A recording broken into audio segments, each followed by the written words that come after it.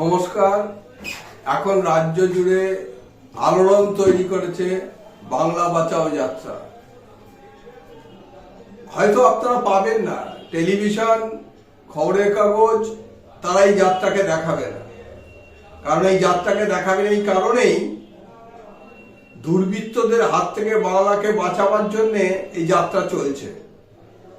ফলে দুর্বৃত্তদের থেকে যারা সাহায্য সহযোগিতা পায় তারা নিজেদের স্বার্থ জলাঞ্জলি করে আর এই বাংলা বাঁচাও যাত্রার খবর মানুষের সামনে নিয়ে আসবে। নাহলে যে লড়াই চলছে গত 29 তারিখ থেকে, নভেম্বরের 29 তারিখ থেকে কোচবিহার তুফানগঞ্জ থেকে যে যাত্রা শুরু হয়েছে, সেই যাত্রা চলছে।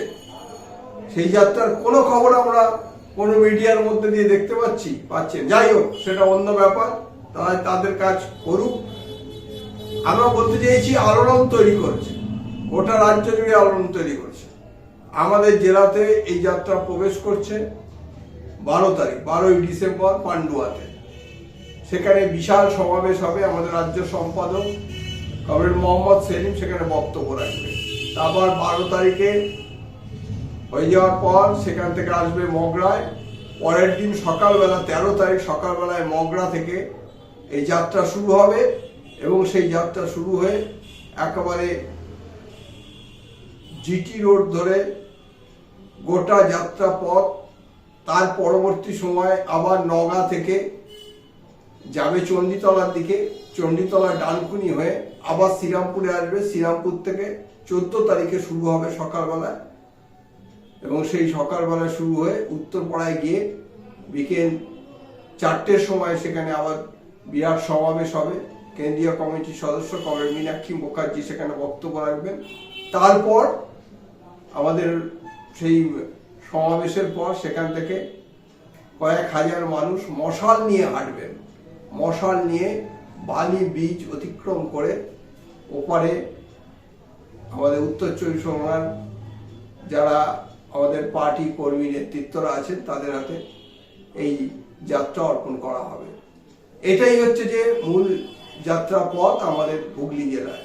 এই যাত্রাকে কেন্দ্র করে বিপুল উৎসাহ উদ্দীপনা তৈরি হয়েছে সাধারণ মানুষের মধ্যে। বিভিন্ন জায়গায় আমাদের কর্মীরা দেওয়াল লিখেছেন, ফেস্টুন করেছেন, বাড়ি বাড়ি প্রচার করেছেন। বিভিন্নভাবে এই যাত্রার প্রচার চলছে। গত বেশ কিছুদিন ধরে সমস্ত এলাকায় এই যাত্রাকে সফল করার জন্য এবং দাবিগুলোকে নিয়ে এই আমাদের উপযাত্রা চলছে। সেখানেও মানুষের অংশগ্রহণ ব্যাপক। আসলে এই যাত্রা বাংলা বাঁচাবার যাত্রা এই কারণেই, একদিকে কেন্দ্রের যে দুর্বৃত্তরা শাসন চালাচ্ছে আর রাজ্যের যে দুর্বৃত্তরা শাসন চালাচ্ছে, এদের দুজনের মধ্যে নামে ফারাক থাকতে পারে, কাজে কোনো ফারাক নেই। দুজনেই টার্গেট হচ্ছে একটাই, সেটা হচ্ছে ধর্মকে দিয়ে, জাতিকে দিয়ে, ভাষাকে দিয়ে, লিঙ্গকে দিয়ে নানান রকম ভাবে ভাগ করো, মানুষের মধ্যে বিভাজন তৈরি করো, শাসন করো এবং লুট করো। এটাই হচ্ছে লক্ষ্য। আমাদের এই বিরুদ্ধে দাঁড়িয়ে আমাদের মানুষকে ঐক্যবদ্ধ করার জন্য এই বাংলা বাঁচাও যাত্রা। বাংলা বাঁচাও যাত্রা শুধু এই দুর্বৃত্তর বিরুদ্ধে লড়াই নয়। বাংলা বাঁচাও যাত্রার বাংলায় বামপন্থার পুনর্জাগরণের জন্য, বামপন্থায় প্রকৃত বিকল্প প্রতিষ্ঠা করার জন্য এই বাংলা বাঁচাও যাত্রা। আমাদের হুগলি জেলায় আমরা বলতে পারি, হুগলি জেলায় ভয়াবহ অবস্থা। হুগলি জেলায় একটা অসাধারণ বৈচিত্র্য একটি জেলা, যে জেলাতে একদিকে শিল্পের ঐতিহ্য আছে, একদিকে কৃষির ঐতিহ্য আছে। আমাদের জেলার গঙ্গার পাড় দিয়ে যে শিল্পগুলো ছিল, সে জুট হতে পারে, ইঞ্জিনিয়ারিং হতে পারে, সে মোটর গাড়ি তৈরি নির্মাণ কারখানা হতে পারে, মোটর গাড়ি টায়ার তৈরি হতে পারে, এই সমস্ত কিছুই বন্ধ হয়ে গেছে। জুট শিল্প যা খোলা আছে সেখানেও খুব ভয়াবহ অবস্থা। গত 1.5 বছরে ত্রিপাক্ষিক চুক্তি জুট শিল্পে হয়নি। শ্রমিকরা ভয়ঙ্কর অবস্থায়, প্রভিডেন্ট ফান্ড, ইএসআই কিছুই তারা পাচ্ছে না। মজুরি বৃদ্ধির দাবি করতে গেলে তাদের গেট বার করে দেওয়া হয়। সেখানকার পুলিশ প্রশাসন তাদেরকে সাহায্য করে। আমরা বলতে চাইছি কলকারখানা কোথাও নেই এখানে, উল্টো দিকে আমাদের ডানকুনিতে সেখানে কোল ইন্ডিয়া বন্ধ হয়ে গেছে, অত বড় একটা রাষ্ট্রায়ত্ত শিল্প ধ্বংস। মাদার ডেয়ারি যে আমাদের ঐতিহ্য ছিল সেটাকেও বাংলা ডেয়ারি ফেয়ারি নাম করে সেটাকেও ধ্বংস করে দেওয়ার পরিকল্পনা করেছে। ফলে কলকারখানা সব শেষ। আর নতুন একটা কলকারখানা এই সময়কালে গত 14 বছরে এই তৃণমূলের রাজত্বে একটা কলকারখানা তৈরি হলো না। তাহলে হুগলি জেলার যে শিল্পের ঐতিহ্য ছিল সেই ঐতিহ্য আজকে তলানিতে ধ্বংসপ্রাপ্ত, প্রায় নেই, কাজের জায়গা নেই, কাজ শেষ। আর গ্রামের দিকে আমাদের ফসল, যে কৃষক ফসল ফলায়, কৃষকদের যে অধিকার, কৃষকরাও সাংঘাতিক ভাবে আক্রান্ত। ওখানেও যে চাষবাস করে আর কেউ অর্থ উপার্জন করতে পারছে না। এই যে এখন ধান উঠেছে, ধানের কি অবস্থা, একেবারে ফোরেদের রাজত্ব তৈরি করে দিয়েছে। চাষিরা সব ধান কিনছে না, যে ধানের দাম দিচ্ছে সেটাও অনেক কম। সেটাতেও তারা যে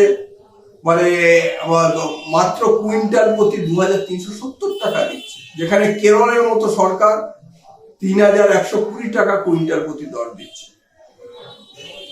আর মাত্র বলছে 15 কেজি সমস্যা। গত বছর আলু উৎপাদন, সেই আলুও এখনো স্টোরে আছে, সে আলু বিক্রি হয়। ফলে আমি বিস্তারিত বলতে চাইছি না এই অল্প সময়ের মধ্যে। তাহলে আমাদের দুটো প্রধান অর্থকরী ফসল, একটা ধান, সেখানে সরকারের কোনো ভূমিকা নেই। গত বছর কুইন্টাল প্রতি সরকার যে দাম দিয়েছিল এবছর বাড়লো না, সেই 2370 টাকা। উল্টে 15 কেজি দাম, গতবার তো 25 কেজি নিয়েছিল, এবার কমিয়েছে। তাহলে সবটাই চলে যাচ্ছে ফোরেদের কাছে। ফোরেরা 1800-2000 টাকা বেশি দাম দেয় না। তাহলে কি হারে লোকসান করবে, কি পয়সা পাবে কৃষকরা? আমাদের দাবি ছিল, কৃষক সভা দাবি করেছে, স্বামীনাথন কমিশনের সুপারিশ, উৎপাদন মূল্যের 1.5 গুণ দাম দিতে হবে। সেই দামটা দিলেও 3000 টাকা থেকে 3200-300 এর আশেপাশে থাকে। সেই দাম পেলে তবে কৃষকদের কিছুটা শুরু হয়। আলুরও এক অবস্থা, আমাদের জেলার প্রধান অর্থকরী ফসল আলু, তারও অবস্থা বললাম, গতবারও আলু স্টোরে পড়ে যাচ্ছে। কি হবে? সুতরাং একদিকে কৃষি ধ্বংস, একদিকে শিল্প ধ্বংস, কোথায় যাবে? সব বাইরে চলে যাচ্ছে, পরিযায়ী শ্রমিক হয়ে চলে যাচ্ছে। আর গোটা হুগলি জেলা জুড়ে গ্রামীণ যে অর্থনৈতিক সংকট হয়েছে, তীব্র সংকট দেখা দিয়েছে, সেই অর্থনৈতিক সংকটের জন্য ক্ষুদ্র ঋণের কারবারিরা, মাইক্রো ফিন্যান্স, একেবারে মাকড়সার জালের মতো তারা বিস্তার করেছে গোটা জেলা। বিভিন্ন গ্রুপ তৈরি করেছে, প্রচুর সুদের হার, প্রচুর হারে সুদ দিচ্ছে, এবং সেই সুদ যখন কেউ না দিতে পারছে, শোধ করতে পারছে, তার উপর অমানবিক অত্যাচার চালাচ্ছে। সব অনেক ঘটনা আছে যা এই স্বল্প পরিসরে বলা যায় না। আমরা বলতে চাই এই থেকেই যে আমাদের বাংলাকে বাঁচাতে হবে। আমাদের রাজ্যে মহিলারা যেমন আক্রান্ত, আমাদের জেলার মহিলারা আক্রান্ত হচ্ছে চারিদিকে, একটারও কিনারা হচ্ছে না।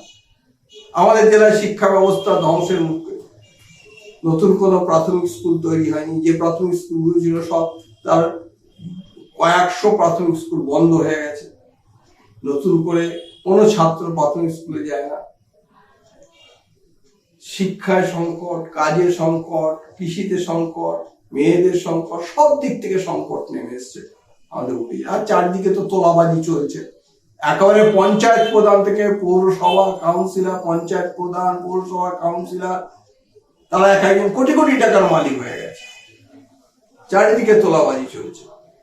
সুতরাং শুধুমাত্র এমএলএ এমপিরা নয়, এরা কোটিপতি হয়ে গেছে। এদের হাত থেকে বাঁচাবার জন্য বাংলা বাঁচাও যাত্রা চলছে। বাংলা বাঁচাও যাত্রা পশ্চিমবাংলায় বামপন্থা পুনর্জাগরণের জন্য। বাংলা বাঁচাও যাত্রা পশ্চিমবাংলায় প্রকৃত বিকল্প, বাম বিকল্প প্রতিষ্ঠা করার জন্য। সুতরাং সেই আমাদের জেলাতে এই বাংলা বাঁচাও যাত্রা 12 তারিখে আসছে, 14 তারিখে শেষ হবে। যাত্রাকে কেন্দ্র করে বিপুল উৎসাহ উদ্দীপনা তৈরি হয়েছে, গ্রামেও তৈরি হয়েছে, শহরেও তৈরি হয়েছে।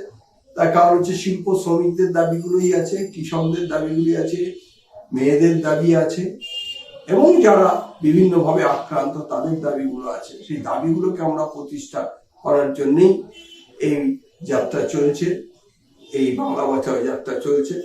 আমি আমার এই লাইভ যারা দেখছেন তাদের সকলের কাছে আমার অনুরোধ, যারা আমাদের জেলার সাধারণ মানুষ আছেন তাদের সকলের কাছে অনুরোধ, আপনারা সকলেই নানান রকম ভাবে এই যাত্রাকে সফল করার জন্য সাহায্য সহযোগিতা করুন। আপনারা আমাদের সমাবেশগুলোতে অংশগ্রহণ করুন।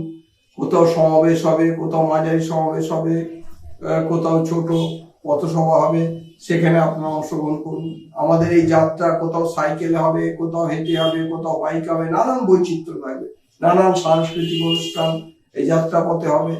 নানান ভাবে হচ্ছে এই যাত্রার মধ্যে যারা নেতৃত্ব আছেন তারা কখনো বস্তিতে যাবেন, তাদের সাথে কথা বলবেন, তাদের দুর্দশার, কখনো শ্রমিক মহল্লায় যাবেন, তাদের সাথে কথা বলবেন, গিগ শ্রমিকদের সাথে কথা বলবেন, কখনো পরিযায়ী শ্রমিকদের আইন সহায়তা তৈরি করবার জন্য আইনজীবীদের নিয়ে তাদের সাথে মিট করবেন। বিভিন্ন আঙ্গিকে এই যাত্রা হবে, আর অভিনব বৈচিত্র্যপূর্ণ এই যাত্রা। যে যাত্রা শুধু অভিনব বৈচিত্র্যপূর্ণ না, একটা লড়াইয়ের প্রতীক, সংগ্রামের প্রতীক। আগামী দিনে পশ্চিমবাংলায় নতুন দৃষ্টান্ত, নতুন দিক তৈরি করার জন্য এই যাত্রা সফল করতে আপনারা সকলেই আসুন। সকলকে আসার আমন্ত্রণ জানিয়ে আমার কথা আমি এখানে শেষ করছি।